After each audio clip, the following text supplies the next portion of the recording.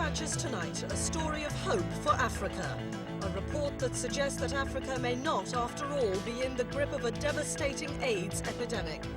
For years now, Western scientists have predicted an AIDS catastrophe for the continent. But tonight, reporter Joan Shenton travels Africa east and west to assess what is really happening on the ground. Are there any reliable statistics? What do doctors and health officials in Africa believe? And what does this say for our understanding of AIDS as a whole? Tonight's dispatch reveals the puzzles and contradictions of AIDS and Africa.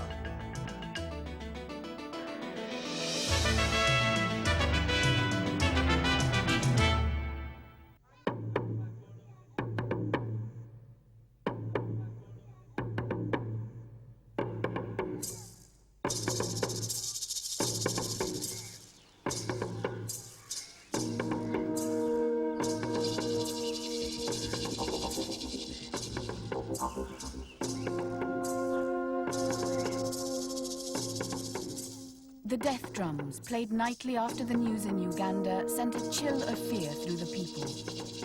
For a period, these funeral drums were used to tell them what would happen if they made love to someone new without using protection. HIV would get them, AIDS would kill them.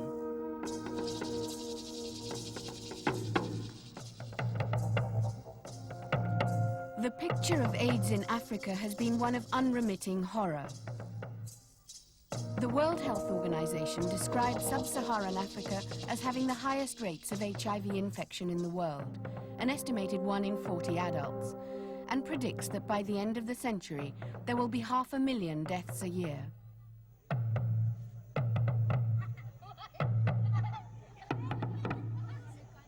Academic articles like these by Professor Roy Anderson in the UK are currently stating that AIDS will bring about a decrease in population in a few decades, and this will lead to political disturbances in the continent of Africa.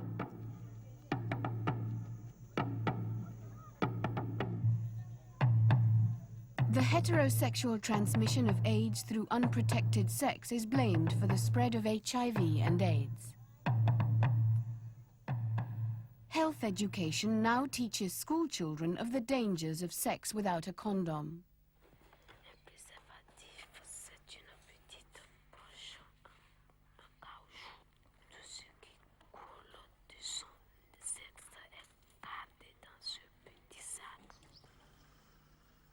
Uganda, struggling to rebuild itself after 2 decades of civil war. A country that can only afford under $1 a year per person in health care opened its arms wide to international aid agencies.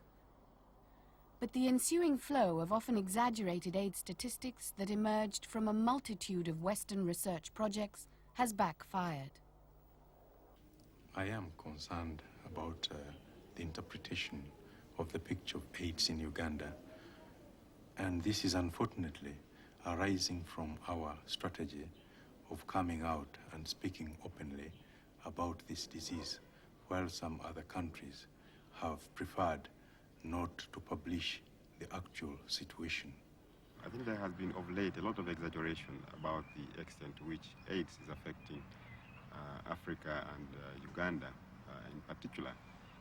I think one of the reasons is that we've been very open. We were the first African country to come out very openly with a program, and this has somehow been misunderstood by some people from developed countries, especially the uninformed press, that this is the epicenter of AIDS. I don't think that's the problem. I don't think that this is the epicenter of AIDS. People are trying to make a way of living out of this. You know, they think that if they publicize it and they exaggerate, they might win sympathy of the international community and get aid, or rather get assistance from the... We need assistance, but not through the other way. I mean, not through bluffing people, that the people are dying at the rate which is not true. From both my literature review and my personal experience over most of the AIDS, so-called AIDS centers in Africa, I can find absolutely no believable, persuasive evidence that Africa is in the midst of a new epidemic of infectious immunodeficiency.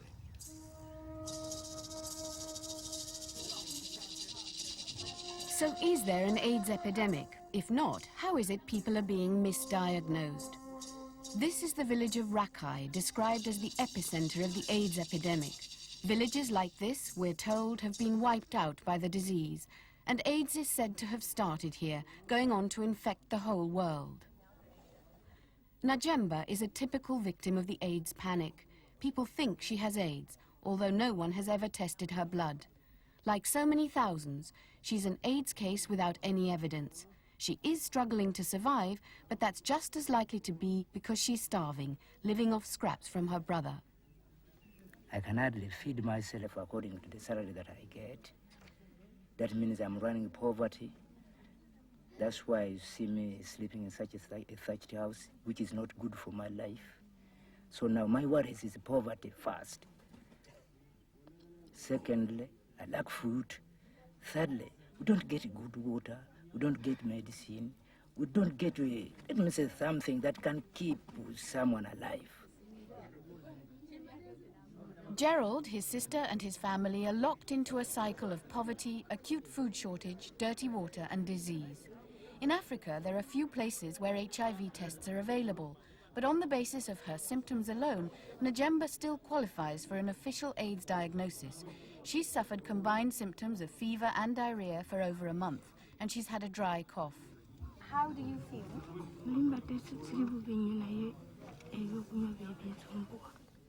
Do you think you have AIDS?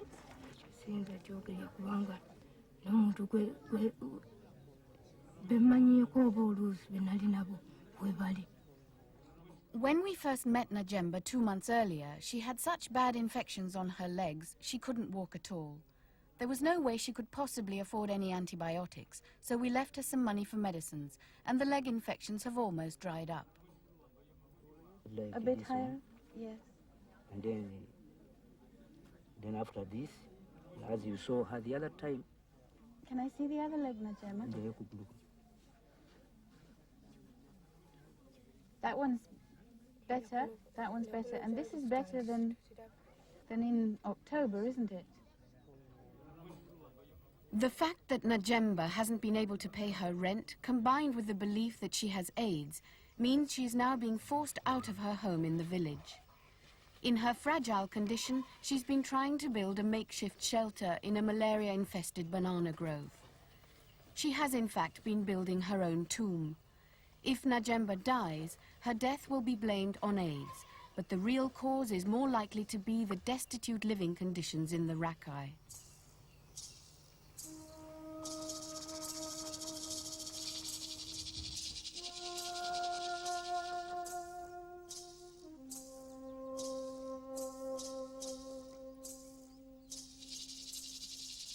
In Najemba's village, the total breakdown of the health and medical services is only too apparent. We visited the local hospital in this so-called epicenter of AIDS and found a sorry scene. Not a single AIDS patient, only an empty ward. No nurses, no doctors, only one tiny baby suffering from malaria convulsions, surrounded by her silent family. We then found the only member of staff who got up from her sickbed to speak to us. I work as a midwife, and I also help in the treatment of other patients. How do you feel? Now I'm sick. What do you have? I have malaria. Lack of staff and medicines at these local hospitals and dispensaries has meant that sick people simply stay in their own homes. But Nurse Maxensia did agree to show us the medicines cabinet, stocked with some drugs supplied free under the World Health Organization Essential Drugs Program. However, under a new cost-sharing scheme, villagers are now asked to pay a fixed rate for them, which for most means going without. Some don't even come. Before we put up that system, we used to have a lot of patients here. A full day we would work about 150 patients, outpatients, without counting the inpatient. But now? But now we get few. Because they can't afford to buy. They can't afford to pay.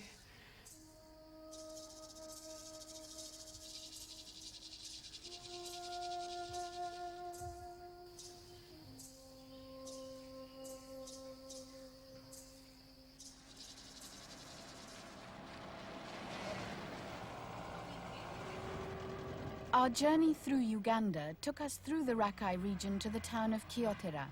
We travelled with Ugandan radio journalist Sam Mulondo, who's been covering AIDS stories both in his country and in Europe. Here, it seems that the fear of AIDS is having as great an effect as AIDS itself. People are dying psychologically. Their T4 cells, scientists call it T4 cells something, psychological death. Many are dying because of that. Somebody gets simple malaria. He fears to go to a doctor, to see a doctor, just because he will be branded this clinical case as an AIDS or HIV. People are just left at home. They don't go for any treatment whatsoever. Any slight infection, people don't go to hospital. In addition to this area lacking proper medical care facilities, people are worried about the water they drink. They don't have treated water, piped water. It's only from the springs well, which is contaminated. As it rains, all sorts of, contamination goes into the springs and wells. They simply pick the water through these little jerry cans, plastic things, take home. Most of them, they don't boil that water, they just drink it.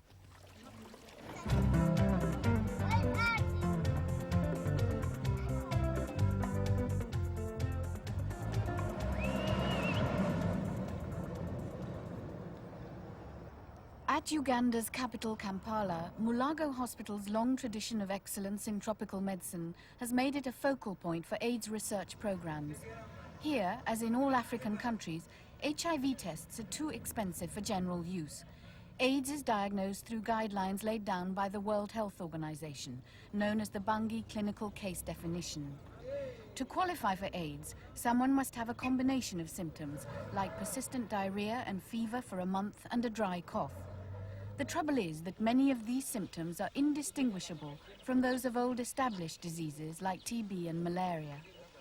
The Ugandan Ministry of Health did not allow us access to film patients inside their hospitals. They were concerned about patient privacy and the projection of too many negative images in the West. But we were able to speak freely to the doctors. At Old Mulago Hospital, Dr. Martin Okoton Wang is in charge of the TB wards. He's concerned about the way African statistics are being wrongly reported. TB is a disease that occurs where there's poverty, malnutrition and lack of medicines, conditions all rife in today's Uganda. Figures have doubled recently in these wards. We have just recently undergone through a series of wars in this country, and this has led to a breakdown in our health services. It's not unknown that following wars or famines, increases do occur, particularly in infectious diseases or communicable diseases, of which TB is one of them. The rise in TB cases in Africa has led some scientists to speculate that the HIV virus is making some people more susceptible to the disease. But it's hard to find any evidence for this.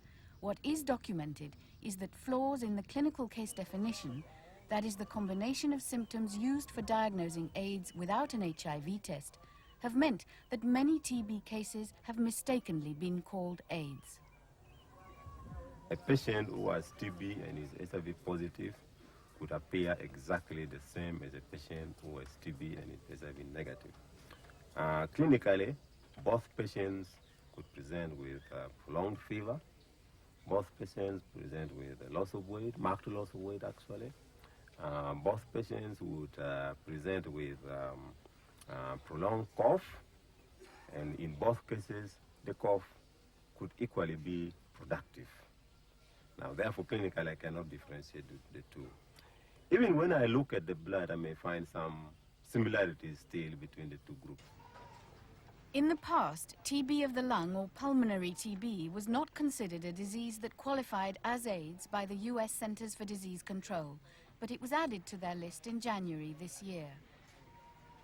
I think if they could include pulmonary tuberculosis in their AIDS-defining case, then all the TBs in Africa will, almost all the TBs in Africa will be AIDS. The danger in calling all TB cases AIDS means that money badly needed for the treatment and cure of TB is being diverted into preventing the spread of HIV. I think that there's a lot of attention that has been paid to HIV and to the detriment of many other diseases, and as less and less money becomes available, these diseases themselves could become a public health hazard. Malaria, we are seeing a resurgence of malaria. Malaria is quite a very big problem in Uganda. It's the commonest disease in all parts of the country, and it's the commonest outpatient problem in all the health units in this country. Is it curable? Very much so. It's very curable. The drugs are available.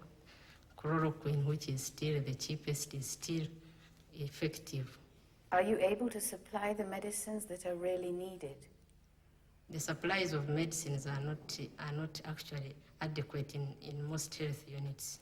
Are you worried that the funding for AIDS is taking money away from the badly needed medicines for TB and malaria that are the biggest killers, because the funding for AIDS is limited on the whole to counselling, to education and to condom supply, but not to medicines?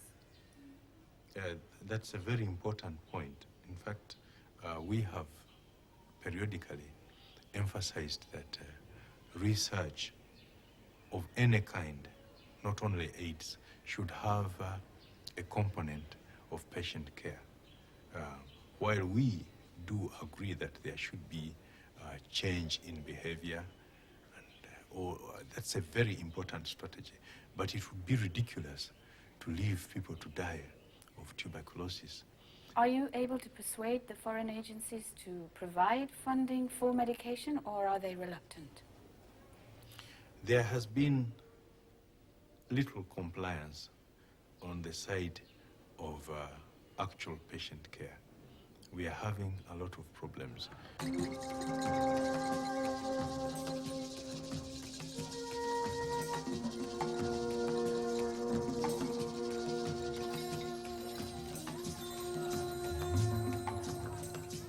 Our search for the best documented data on HIV and AIDS took us across Africa from east to west, 3,000 miles to Côte d'Ivoire. Its capital, Abidjan, has been chosen by many international agencies to further research into HIV. A stable political environment, well-developed health services infrastructure, meeting place of different cultures, and busy tourist trade have made it a useful center for research projects.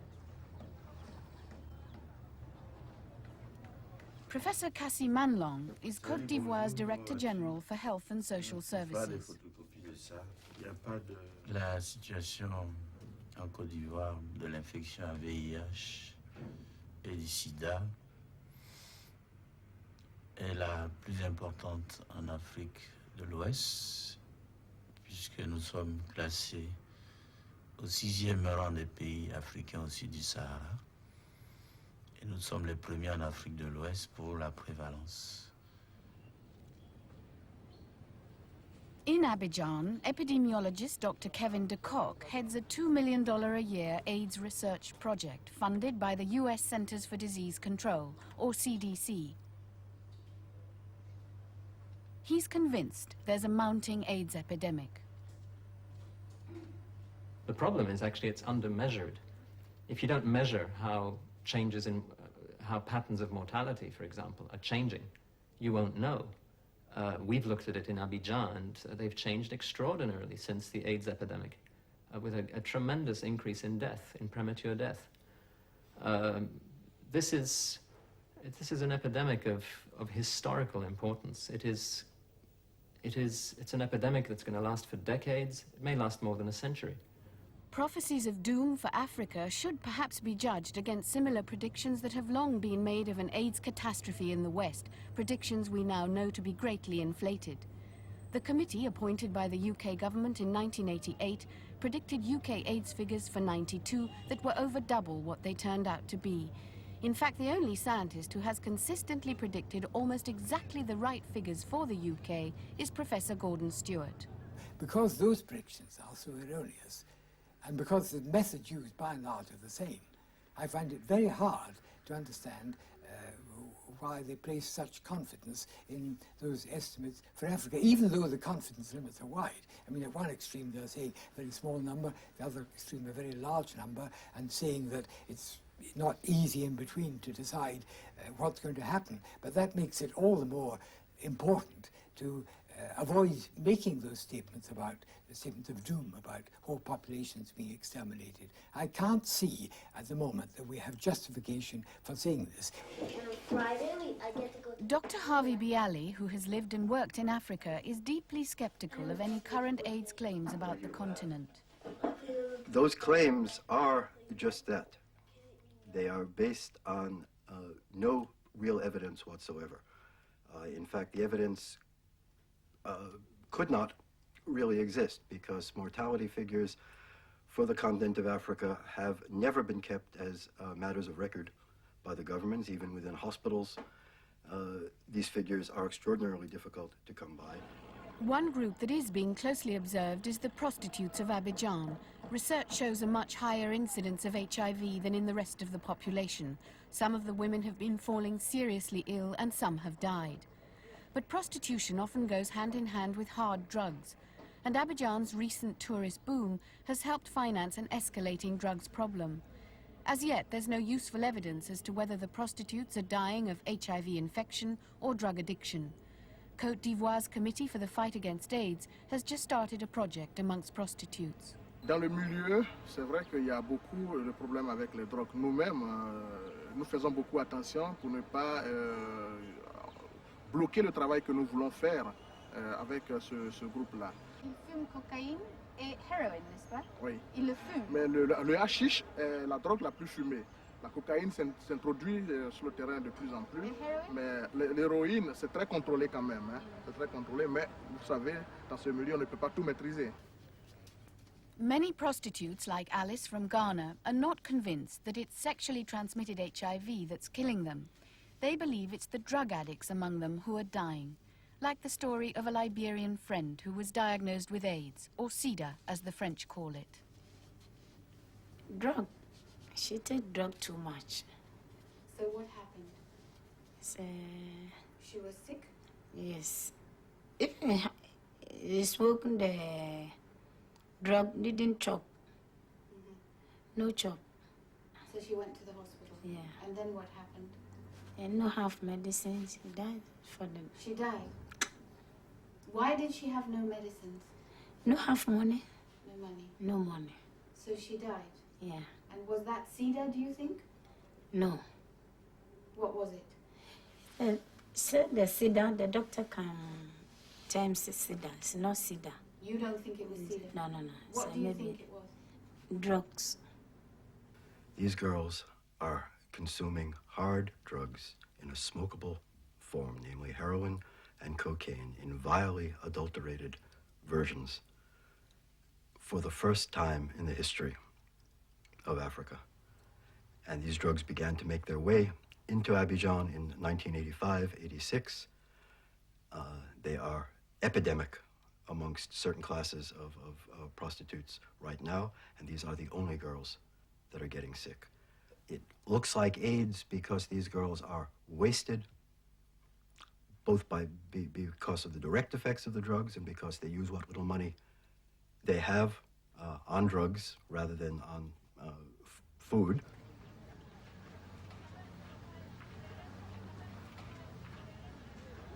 Investment in AIDS research in Abidjan has led to extensive testing for HIV. Projects like this one at a maternity clinic in Kumasi have shown a greater incidence of HIV in Africa than in the West. But what they don't seem to be showing so far is a frequent progression to AIDS. That's only the first of the puzzles. 80% of the HIV-positive mothers at this clinic are perfectly well. Jeanette, for example, who's visiting the clinic today for a regular checkup and blood test for her baby Anne.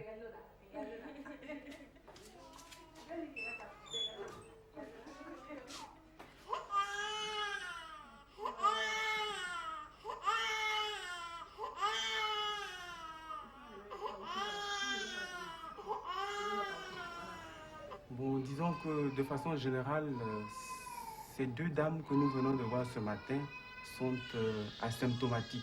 Elles ne présentent pas de signes de sida. Mais le problème, c'est qu'on ne sait pas depuis quand elles ont été infectées. Là où nous sommes un peu gênés, c'est le fait que nombreuses parmi les femmes qui sont classées comme négatives remplissent ou du moins respectent la définition du sida. The study's director, Dr. Georgette Ajorlolo, has noticed that in the HIV-positive group there are marked differences in progression to AIDS. Il n'y a pas de doute, le virus HIV est la cause du sida. Mais nous observons des différences dans la progression. Et avec ces observations, je peux penser que non seulement il y a le VIH, mais il y a certainement certains cofacteurs qui accélèrent l'évolution vers la maladie. Et peut-être d'autres facteurs comme des facteurs nutritionnels, des infections intercurrentes. Le virus n'est qu'un cofacteur, donc on peut peut-être penser que ne fait pas un sida qui veut, que beaucoup de personnes peuvent rencontrer le virus de l'immunodéficience humaine, mais parmi ceux-là, certains feront un sida, d'autres n'en feront pas. Donc il faut penser qu'il y a plusieurs facteurs que nous devons identifier pour améliorer notre compréhension de la maladie et améliorer aussi la manière dont nous voulons lutter contre celle-ci. The more research funding that's put into Africa, the greater the anomalies that emerge. Does HIV need triggers to turn into AIDS? Can you have AIDS without HIV? Can you live with HIV and not get AIDS?